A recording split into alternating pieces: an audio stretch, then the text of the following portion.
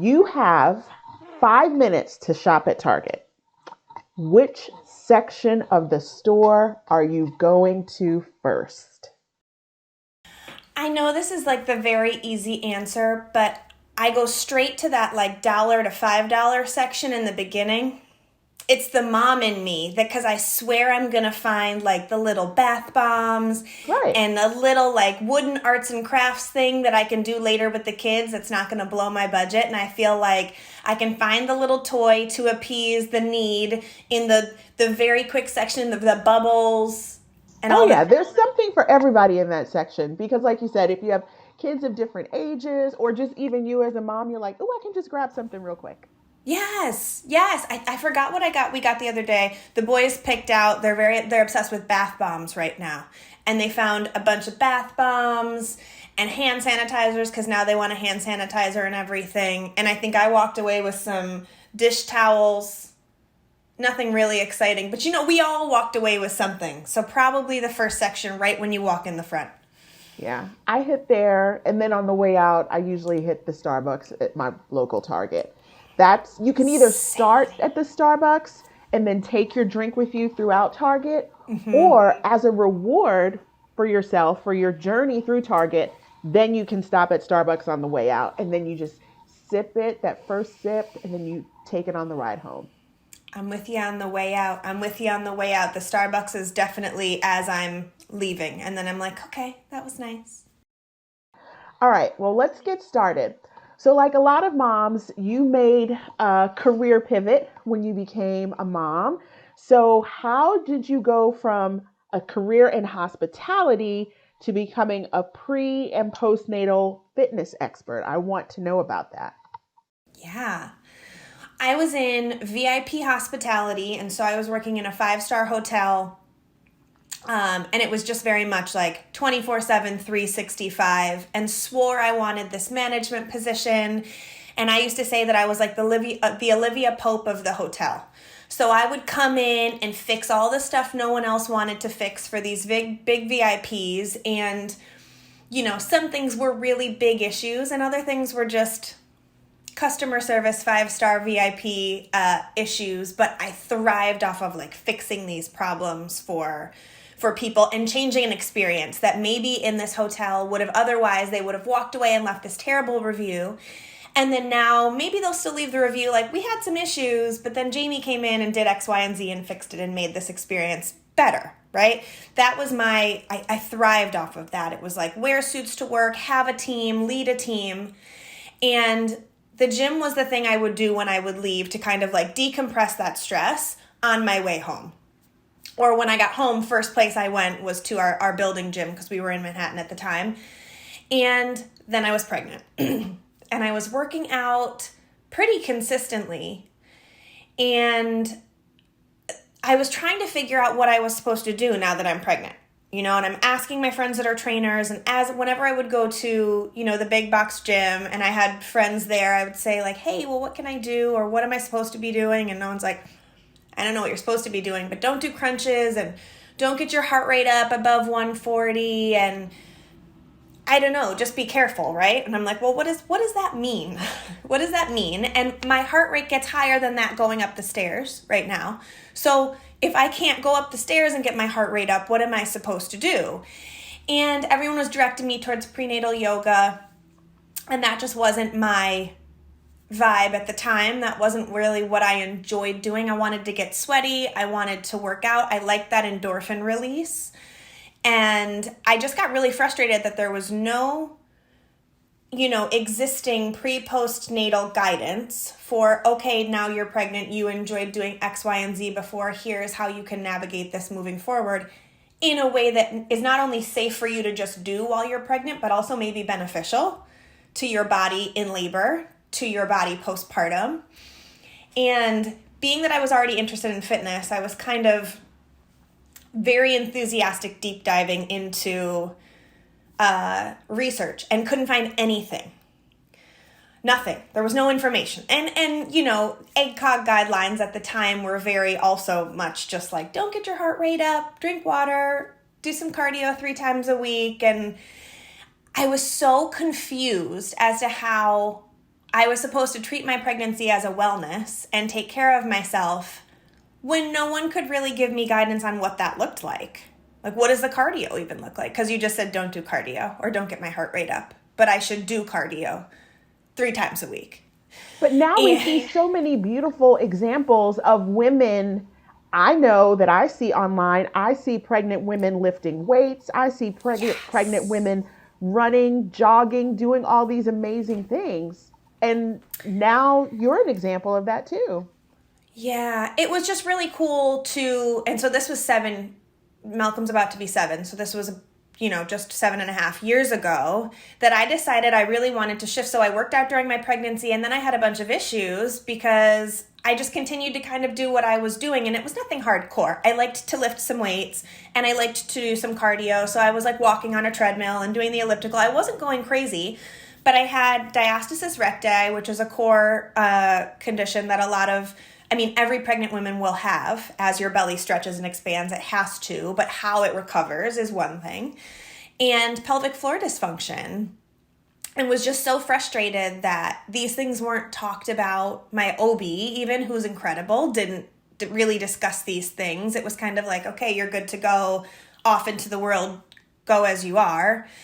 And then I was having like urinary leakage and painful sex and all these things for an extended period of time, and was like, my quality of life shouldn't have to be this way where I feel like I can't do things, right?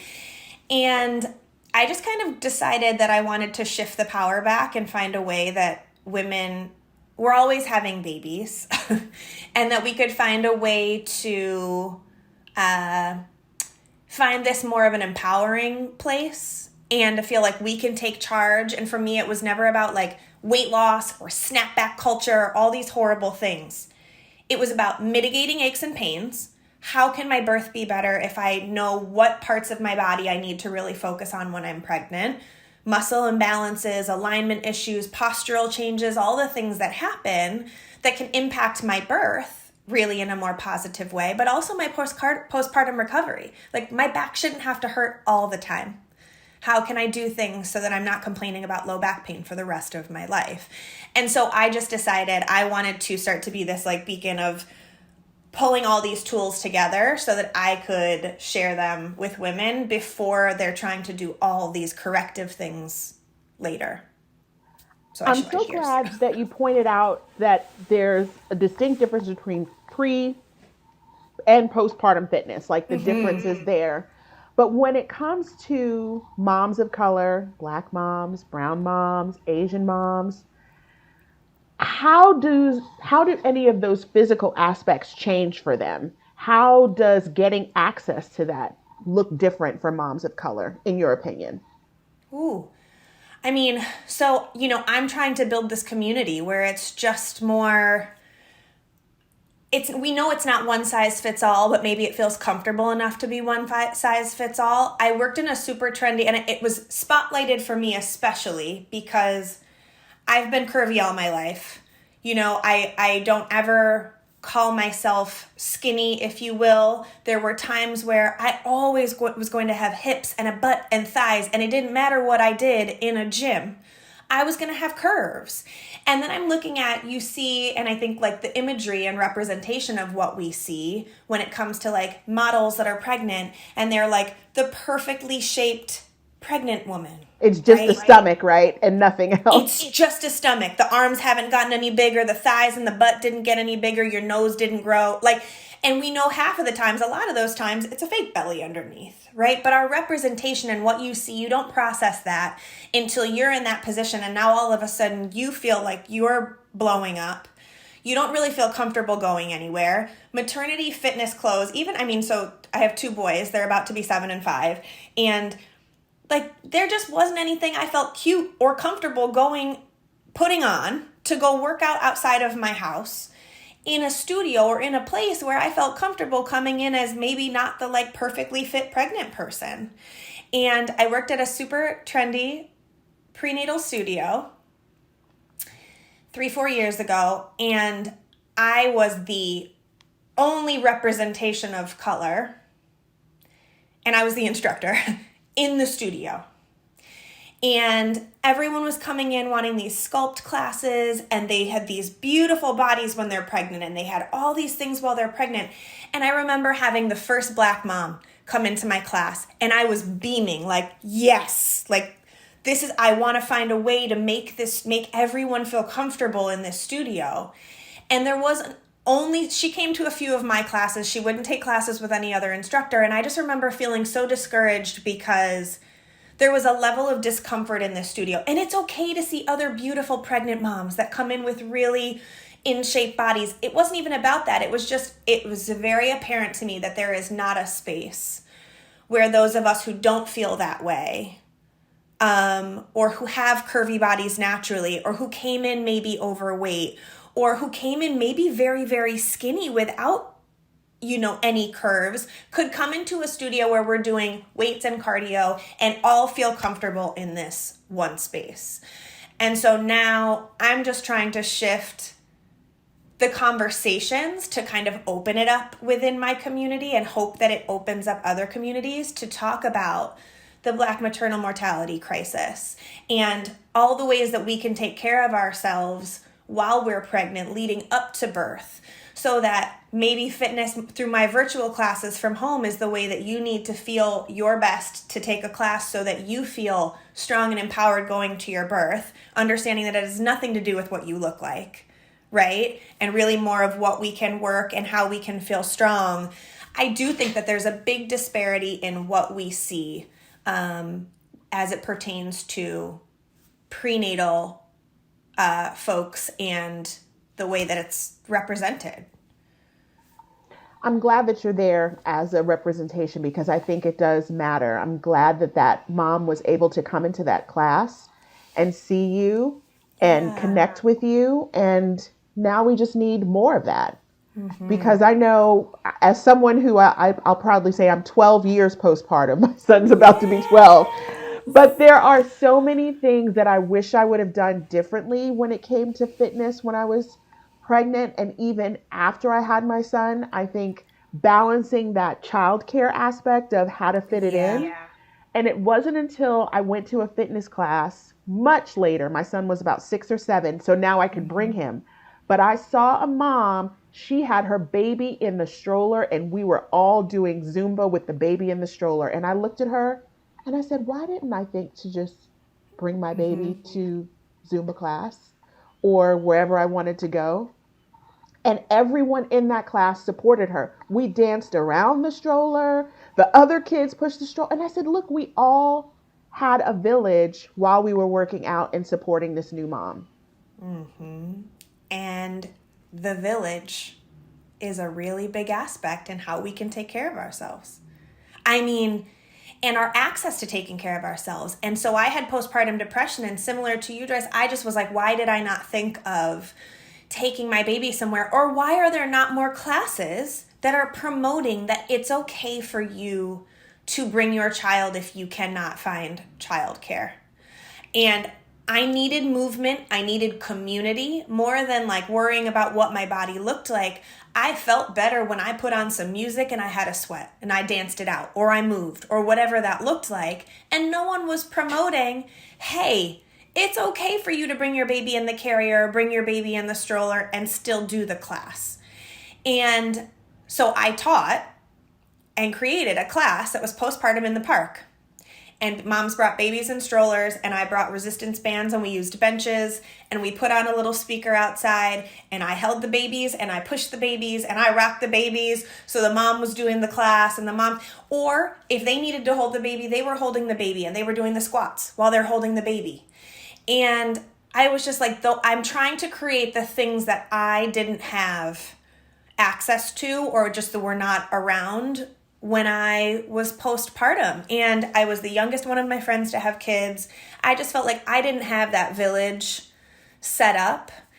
And I don't know, I think there are just a lot of, from what I've heard, there are a lot of Black moms who just haven't felt comfortable in those spaces or have not found the community where they feel that they can come show up as they are without judgment and maybe bring their baby, versus some other moms who can come and not worry about it, or maybe have different access to childcare, or there's so many things that I think just make the postpartum experience very different for any mom. I mean, for everyone. And I think that village and that community sense of it, and finding one where you really do feel comfortable to come in any way, to show up as you are, is the most important thing. And I think because that gym that I went to was owned by a woman, she was a mom. And when I got there and I saw that mom with the stroller, I'm like, wow, we all need this. We all need to know that moving your body, even if it includes bringing your child along, is just an important part of motherhood. But I don't want to skip over what you said about your own experience with postpartum depression and postpartum anxiety. Can you tell us how you recognize that within yourself and how you got help? Yeah. So it actually turns out to be a great thing that my hotel shut down while I was pregnant for renovations. And so I was going to be on, a 1.5 year holding pattern anyway. And my husband was like, well, why don't you just stay home and take the time? You've been in this hospitality job. You don't take the vacations. We don't travel to the other places that you have hotels to go because you're just working so much. Why don't you just be pregnant? We'll figure it out and you'll go back to work when it's time. By then he'll be 1. It'll kind of work out great. And it works out great, like logistically, when you look at things like that. But if you're someone who has worked all of your life and thrived off of, going to a job, kind of feeling like you're in a power position, leading a team, being with adults all day, to being home for a winter pregnancy by yourself. And I used to have to say that, like, to my girlfriends who didn't quite understand it. I was the first to get married. I was the first to be pregnant. And, I said, I feel like I have to ask for lunch money. I have my savings and I got a severance, but I don't like being home and feeling like I have to be like, hey, I want to go out to grab lunch with a girlfriend today while I'm pregnant. And there were a lot of hormonal shifts and life changes. And I think all those things compounded into one and created this buildup. I've never struggled with depression or anxiety before in my life, so this was the first time. And I think in my pregnancy, you chalk everything up to hormones, right? I'm a little weepy, I'm a little emotional, I'm a little lethargic. I don't really want to be around a bunch of people, even though I'm feeling a little lonely. It's winter. There were so many things where I think it wasn't evident during my pregnancy until postpartum. It was very evident. I think, in the beginning, everyone talks about baby blues, and it wasn't until, and I had sent my husband hundreds of articles, right? When I was pregnant, home researching, he's at work, and now I'm home with no job, so I'm just like, and I knew he wasn't going to read all the books, but I figured if I could send him articles about things, it would be a quick snippet of something for him to pay attention to. And so I happened to send him a few on postpartum depression. And I was like, hey, just in case you see any of these things, we should probably pay attention to them. And it wasn't until probably 3 months postpartum where I could feel it. And he looked at me and said, like, hey, have we revisited any of, that information about how we're feeling? And I was like, no, I think I'm fine. And the next day, I had a major blow up over a pacifier. I had labeled everything in our house, everything, with a label maker. And everyone was to put everything back where it went, whether my mom was there or my mother-in-law. And the pacifier went in the little bin with pacifiers that was on the counter, right? And the bottle had to go back because I didn't realize it at the time, but my postpartum depression and OCD and anxiety brain, I couldn't find things. I was in this brain fog. You can't think straight. You feel very in this dark storm cloud and you can't process anything and you're kind of high functioning anxiety. So I was getting a ton done and I was just a bit neurotic about it. Well, labeling pacifiers and bottles and all that when you're in the same house does sound a little high strung. It was so high. It was insane. I look back and was like, and somebody didn't put the pacifier back and I couldn't find it. And that's what happened was I couldn't find it. And I went and looked in the bin where the pacifier was supposed to be, and it wasn't there. And I lost it. And he was like, I think we should maybe revisit the conversation. And I'm like, yeah, I think you're right. And it wasn't until then that I looked at her and said, I have postpartum depression. 100% I have postpartum depression. And I said, I'm doing these things out of duty as a mom. They don't feel like they're out of love yet.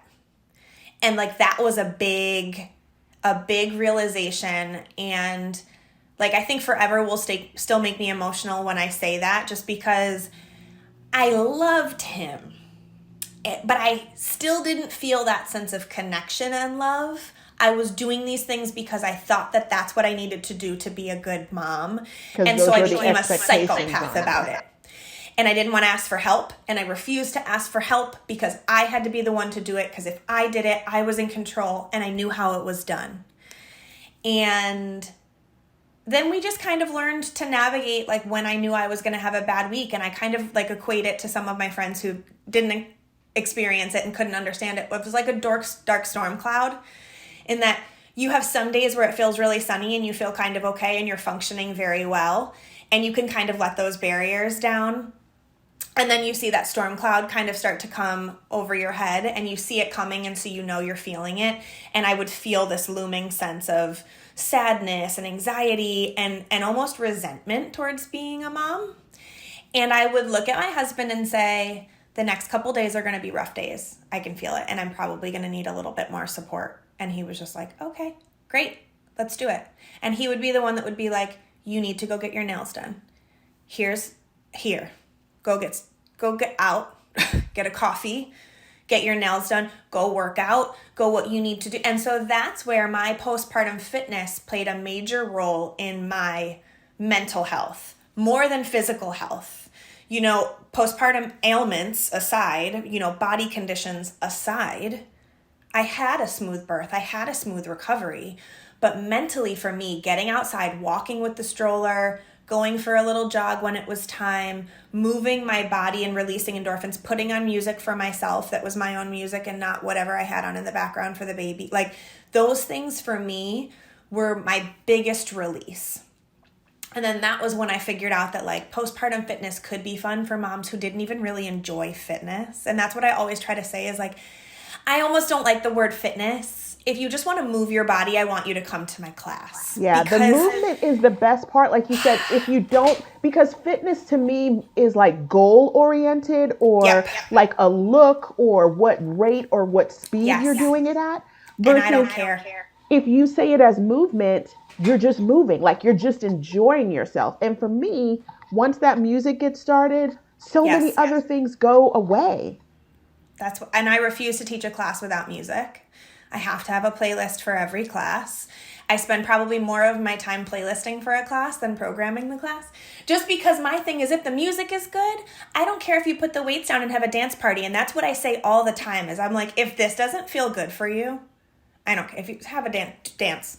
Turn your camera off and dance. Like if we're doing a virtual class, we're here to move our bodies and feel better at the end of this in a supportive community of other people that are trying to just do the same thing. This might be the only break that they get for the day. Maybe they're doing it with their baby next to them. Maybe they're doing it with their 5-year-old. I don't know. We're all coming at this from different places. You might be in a basement. You might be in your kid's room. I don't care. It's just that we like move our bodies and shake it out and maybe forget about other things from the day for a moment to like kind of just pour into ourselves. And so if it's just fun and you just you dance, you don't like the cardio portion, and I tell you, great, the music's fine, just dance in your house. I don't care if you do the jumping jack or the variation of the jump. And so I try to give variations, and I don't like the word modifications because I don't care what level anyone shows up with. I don't care if you ever take it to like the highest, fastest stage. I would actually prefer that you slowed it down and did it well if you're trying to do it. And if none of that works for you, shake it out. Like we're just here to show up for ourselves. And I just think no one encouraged me to show up for myself. And I felt really guilty taking time for myself. I felt really guilty trying to work out and set that time aside that I wasn't with him. And part of that was the postpartum depression, I think. And part of that was just moms weren't encouraged even 7 years ago. Like this is why when you say like you have a son who's 12, I'm thinking like, gosh, 7 years ago, if I couldn't find any information or a supportive community about movement, I can't imagine. Like, no one was talking about it. No one was encouraging those things. And like you said, fitness has sometimes a very strong connotation that's very off-putting if fitness or exercise is not your thing. My whole thing is like, let's come and move. You want to add weights? If you have weights and you like weights, let's pick those weights up. Because for me, I felt like I don't know if I can, badass when I picked up some weights. And so the one thing that made me feel like strong and capable as a human, even after becoming a mom, was like, oh, I went from the 5 pounds to the 7 pounds. Cool. I wasn't lifting anything crazy heavy. My child was much heavier than that. But there was something about seeing a progression in myself when I could lift up a weight or the next size weight. But if you don't like weights, don't pick up the weights. Just move. And I think when women are, just after you've just had your baby, the last thing you feel is fit. The last thing you feel is athletic, even though we just did an amazing thing. So I love that connotation about movement over fitness. But in addition to your fitness work, you're also a doula. So can you tell us how all of that works in together and the ways that you're supporting families as a doula? Yeah. It's kind of been a cool snowball effect of things that have brought me to this place. So it started with the pre-postnatal movement. And then I started to get really geeky about anatomy and our bodies and the physiological process of how we have babies and recovery and all of these things. So I got really excited about movement. And then I was doing a lot of like deep dive into our pelvic floor and why no one told me what that was in truth, like really, before I had a baby. You all wanted me to push a baby out without me really understanding what my pelvic floor was. I had no clue. And it's not about Kegels, right? Like there's so many other supportive functions of a pelvic floor that have nothing to do with you just doing Kegels. And quite frankly, no matter how you give birth to your baby, whether it's a cesarean section or a vaginal birth, your pelvic floor does a lot of work the entire time, whether you push or you don't push. And so I started to just continue to deep dive into these things of getting really geeky about learning the ways that I could help bodies when they're pregnant. And then my girlfriend, who had just recently been certified as a doula, and when you're becoming certified as a doula for most certifying organizations, you need to attend 3 births before you like hit your 1 year out from your training. You do a bunch of research, you learn, you attend births to observe, and people kind of review your attendance to this birth. And she's like, I need my 3 births. Do you want me to be your doula? And I was like, I don't know. I've already done one of these. It went okay. It was fine. I actually don't know if I want anybody else there when I'm in labor. I think I'm kind of okay. And in my head, she was going to come in and like derail my plan and have me like oming around a room and like chanting and doing things that I was just like, I don't know if that's really me.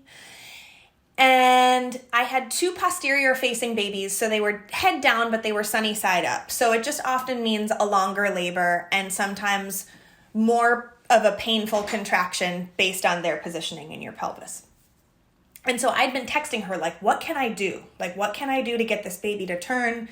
Malcolm was the same way. What can I do to get him to turn? And so she's sending me a bunch of things and she's sending me a bunch of things. Finally, one day I just put WizKid on and I was dancing around in my living room like a maniac for hours. And my water broke that night. And so I text her in the morning and I'm like, listen, all those things you said to do, I don't know if he turned, but it broke my water, so thanks.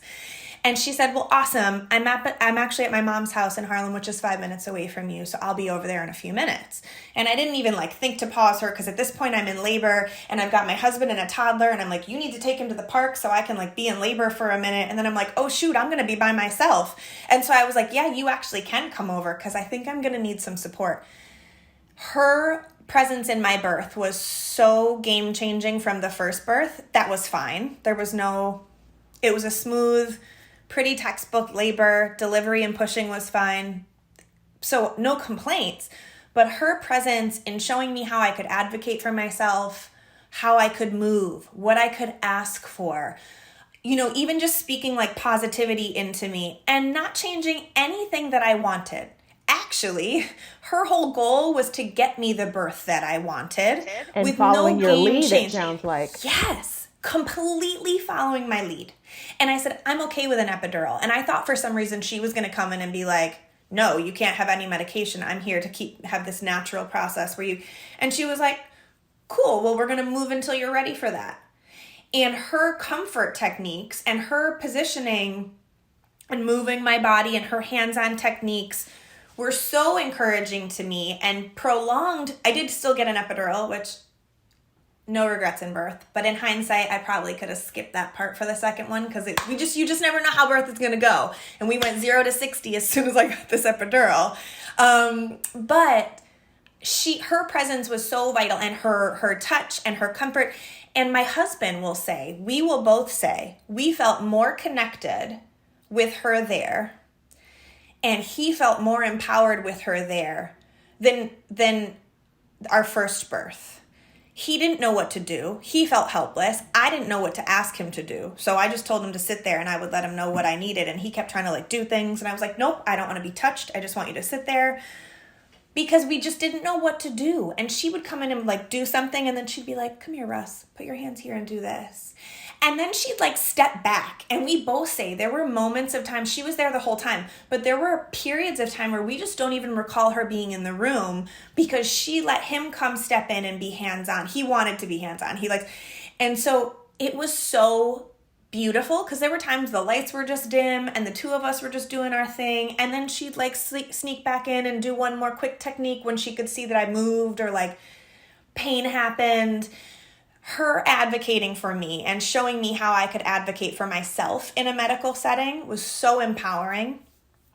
And that after Griffin's birth, I was like, I think I need to do this. And then that was when more conversation about the Black mortality crisis was in conversation. It had always been happening, but when it was being discussed, and I was like, women need support. Black women need support. Every woman needs support, but Black women need support right now. And if there's one thing that I know that I can do with my love of movement of bodies and anatomy of bodies and how to feel empowered and strong in these positions, I was like, this just seems like the next natural progression for me to train and do the same thing. And so I just added that into the layers of the way I could show up for people. I have to ask because now we're dealing with the Black maternal mortality crisis that you mentioned. We have COVID, which in some ways limited the number of people who could be in a delivery room. How has your work changed with that, supporting moms as a doula during COVID, knowing that Black moms are often going in with their own stressors because of this information, but also just the reality of what happens when some Black women go into labor and are not heard, are not recognized, are not protected? First thing, COVID was so tricky and terrifying because I think those layers of support where Black women did have someone else there to advocate or oversee a situation or lend an opinion or speak up was then removed. And so it was terrifying before, and now it's extra terrifying, right? We've got this layer of a pandemic, and then on top of that, not being able to have anyone else there with you as support, it's exhausting. It's exhausting.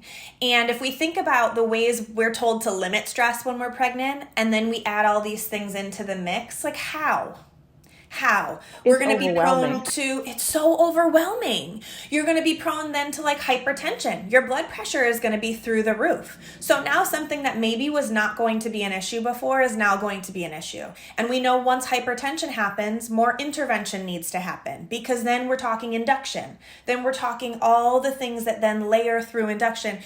And so I think I started early in COVID to lead these workshops that I was just kind of doing on my own, sort of discussing the birth process and what to look for in your care provider, what to look for in where you deliver, the things to find out about your hospitals prior to, because I think, we talk a lot in the childbirth education classes that I teach that we need that oxytocin. That's like our fail-safe mechanism in our bodies.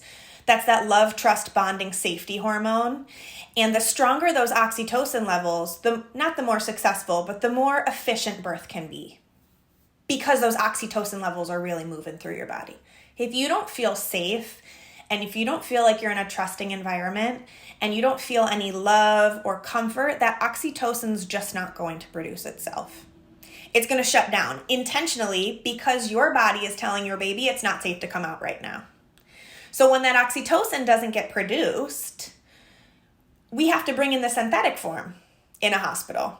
The Pitocin. Pitocin's fine, right? I had Pitocin in my first birth. It can work, right? It works better in conjunction with your own oxytocin. And if you go in feeling scared, insecure, like someone is not listening to you, if you're in pain and people are not responding to those things, your body is going to be like, zoop, no thank you. I'm okay, even though I'm not okay. I'm okay because I'm not having a baby right here, right now.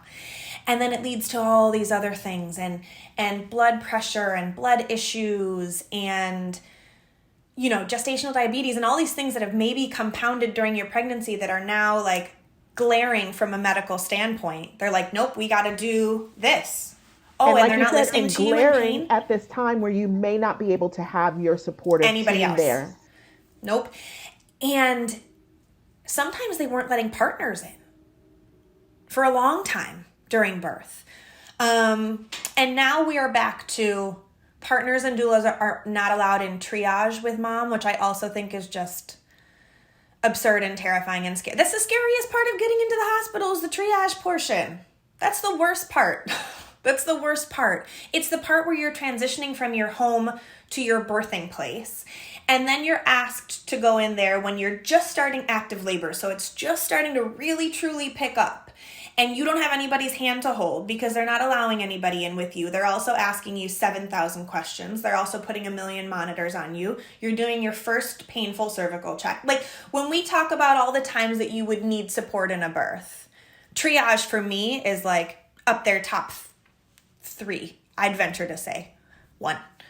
Of where people need someone else to keep that oxytocin flowing so your labor doesn't stall in this 45-minute period maybe that you're in triage. It's a long time. So now I've started having moms wear an AirPod, and I can talk to them. So we stay on the phone. They hold their phone, and we can talk. So I can hear the nurses enough to translate and say, this is protocol, this is okay, here's what they're going to do. Take your deep breaths, coach them through breathing. This should only take a second.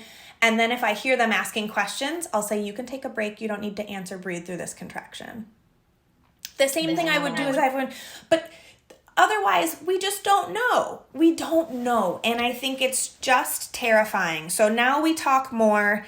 I do an all things birth for Black families through a company called Birth Smarter, where I teach, and they're phenomenal because really what we teach is like the framework for birth. So just like you said, we're all here for the same maybe recipe, right? We're all here to have a baby, but we're all bringing totally different ingredients to this table. So from our physical conditions prior to becoming pregnant, how did we get pregnant? Anything that came up while we were pregnant. Our societal context, our families, our villages, our race, our gender, our insurance status, our marital status. We're all bringing these things that are going to cause potential judgment, right? Or just factors for what birth looks like for us to this table. We're all trying to come to the same table, but with all totally different things. And so what we do at Birth Smarter is try to give you like a critical framework or a framework so that you can think critically about your birth and make decisions and learn how to advocate for yourself. So whether you can have a doula or not, that you know enough about physiologically how this baby should come out of your body, and all the things that will happen medically, just because it's Western medicine if you're delivering in a hospital. These are all the things that they have to do. These are all the things that you might have options on. These are all the questions you can ask. And here's an acronym that can help you kind of assess the benefits and risks of all the things that could come up. So if you can't have support, here are the ways that you know you can stand up for yourself, right?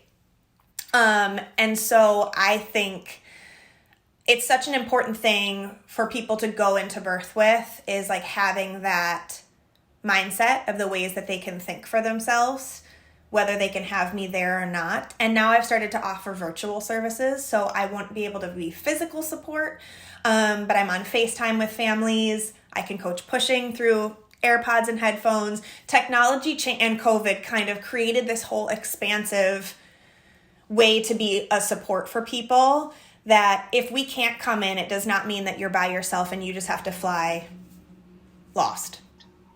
That is amazing. The thought that there are moms who have you in their ear, have a supportive, part of their team there is critical, because there's so much research about the high number of C-sections among Black and brown moms. Correct. As a C-section mom, I understand why I had one. Sure. Because I had had a previous surgery. Mm-hmm. But how can we, I guess, create more understanding when it comes to going into that birth, the way you mentioned it with Birth Smarter, knowing that this may happen. It doesn't mean that it's a failed delivery because you had a C-section. We talk about it all the time, that like sometimes the C-section's the only way. It's really the only way. Bodies and babies do their own thing. And quite frankly, as a doula, I know that that's always still going to be on the table. Maybe your chances are lower with me there because we can move a little bit more and I can advocate and I can kind of translate and we can take more time. I can be the one that say like, hey, can we have a little bit more time? And sometimes bodies and babies don't respond to everything that needs to get done in order to keep birth flowing. And we have a C-section. And that's okay. And I think the biggest thing for me is I always try to hold space for those emotions. And we talk very candidly about that being, equally as, if we're teaching a full room, we'll generally say 1 or 2 of you in this room will have a C-section, realistically. If we're looking at New York City, because I'm teaching primarily in person in New York City, 1 or 2 of you will. And so here's how we navigate that. And in the event that it's not an emergency, I always tell parents to ask for a moment and have a moment. And if I'm with a family and I could see, mom's there like looking like she's about to cry as the nurses are like, yeah, baby's heart rate doesn't like this. We got to go and do a C-section and it's not an emergency, but we're going to start getting prepped and we're going to, and I'm like, can we pause right here, please? And just have a few minutes. You can come back in a few minutes, right? We need a second. To grieve one part of the process, honor the work that you've done, and discuss our plan moving forward. Because I think before we make that hard left transition to a C-section. You deserve that time, right? Because I think, to your point, and what you said is, it's not a failure. And there's some part of societal context and conversation where at some point this became a failed birth. And that's not always the case. And it's not ever the case. But I mean, it's not always up to us. It's not always up to us. And it's not always up to doctors. There are times that it is. And there are times that a doula will step in and say, if they're requesting a C-section for X, Y, and Z, you're an immediate no, and you're going to go somewhere else to have your baby. But there's just, I think the more conversation we create about how we can advocate for ourselves and even what to look out for in your care provider, in the conversations, and where you're going to deliver ahead of time can help Black women, moms going into labor feel more confident going into where they're going into. You don't just have to pick any OB. And just because you've been with an OB up to week 30, if you get a red flag at week 30, you find a new OB. I had to send someone to a new OB last week at 33 weeks because they scheduled her a C-section before they talked about an induction. And there was not, and I said, quite frankly, if they scheduled it, your chances just went from 30% to at least 75%. It's in their mind. That's where they're headed. And it's okay if that's what has to happen. And it's okay if that's what baby decides is going to happen. It's not okay if that's like a doctor convenience thing. So just thinking about all the things that we can think about and the ways that we can communicate with our provider. So in our classes, we try to just sort of navigate it that way, and that we give you all the things that you can think about and all the things that you can assess for yourself that are important and make you feel safe. And then how you can prioritize that through your pregnancy so that you go into birth feeling more empowered. And that might be just like where you deliver. Maybe it's a home birth, maybe it's a different hospital, maybe it's with a different care provider, maybe it's with a doula. All of those things layer in. And I just think before it was like, you find a provider, you go to the OB is going to be the one that's going to deliver your baby. You're going to have to take whatever OB you get when you get to the hospital. And that was sort of the conversation. And now I think we're trying to expand that in that you have more choices for your safety and for your comfort than I think most people realize. That is great. You mentioned two things, communication and advocacy. Mm-hmm. How does that work with your work as a fair play facilitator, helping women get equity at home when it comes to the distribution of household duties? As someone who currently struggles with that, how do you work to help moms of color? Because I think we unfortunately carry that super mom, that super woman burden, and we label things where bottles and pacifiers are supposed to go because we think that controlling things is going to make it easier. When I can say I've learned the hard way that is not always the case. So can you tell us about your work in helping partners have a more equitable, hit the mic. How do you work to help partners have a more equitable distribution of household duties? I mean, you said it best when it's like we have this martyr syndrome, right? Where we have to stand up and be the strong one and immediately know how to do everything. And because we've sort of stepped into that role for years, women have stepped into that role. And I think Black moms in particular, because we've tried to step up and show everyone that we can do everything all the time. And there's this internal, trigger to feel like we have to be the ones to be good at all of it and do all of it. And I can work and I can take care of my home and I can do this. And even stepping back to like, if I look at my grandparents, my granny had dinner on the table. She had the drink ready when he came in. He went out and worked all the time and he did all the things. And then she did everything in the house. And it was like I saw her as such a strong woman when really she was just burnt the heck out and she did it and she loved her family and she loved her kids and she was good at it. But like she was burnt out. So and what do you say to partners now to not repeat those things that are in our background, in our history? Marriages will be happier overall if there's just a better divide. And I think, quite frankly, I think for a long time, my husband was burnt out working 24. He was just working all the time to support us. And I was doing all the things at home. He didn't have any time for himself because he was burnt out from working. And then he came home to be dad and then we went to bed. And I was doing the same thing at home. So I think the way I try to sell it to people now, and I hate to say sell it, but it's really like I have to convince people that this is a new way of thinking and a new way of diving into families to throw out what we've heard and what we've seen, is that if you each want time for yourselves, if you each want your own hobbies and your own interests and your own time for friends and to not feel burnt out all the time, the only way to do that is to share the things at home. And it doesn't matter what you're doing outside of the house for work. It doesn't matter if you're working from home. All of those things really kind of get thrown out the window. I think for a long time, my husband was like the breadwinner. And so I thought I had to do everything in the house. And I was miserable. I hated it. And I was primarily home just because we had new babies and childcare and then COVID and then all these things happened. And so now I'm like, no. We're all home. We need to figure this out.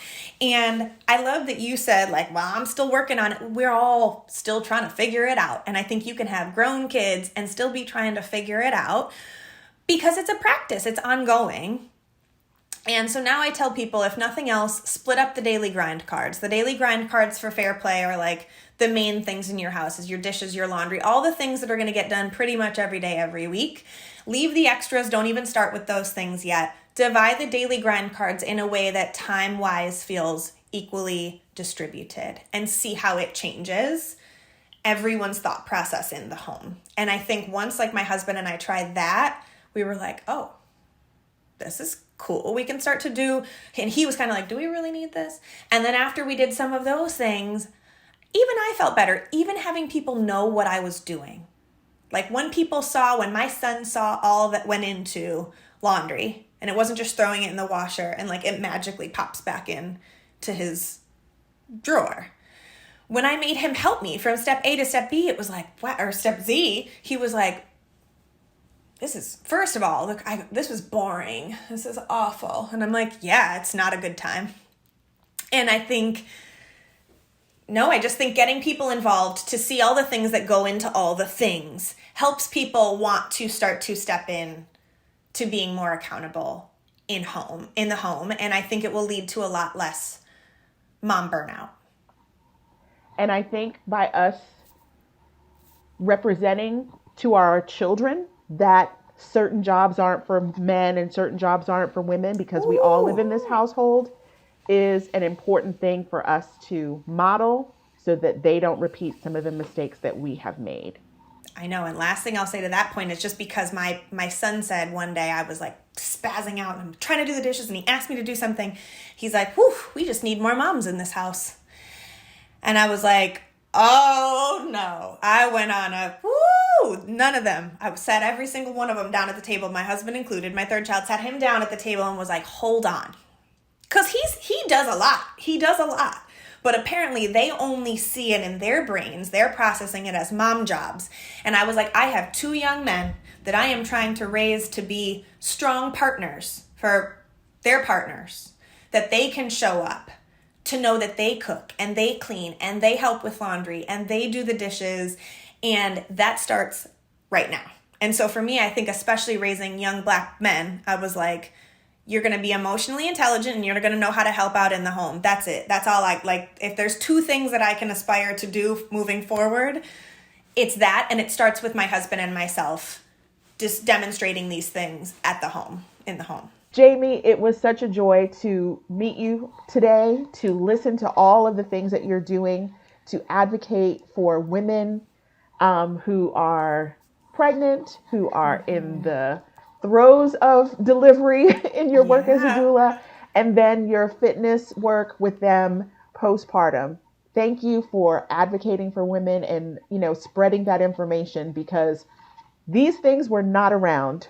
Mm-hmm. Well, they were around. They were harder to find when I was a new mom. I think it's out there. It's harder to find, and you're making it accessible. So thank you.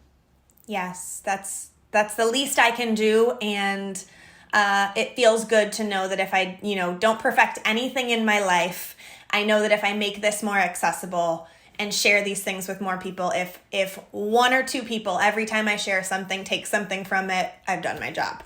And it was lovely to chat with you today.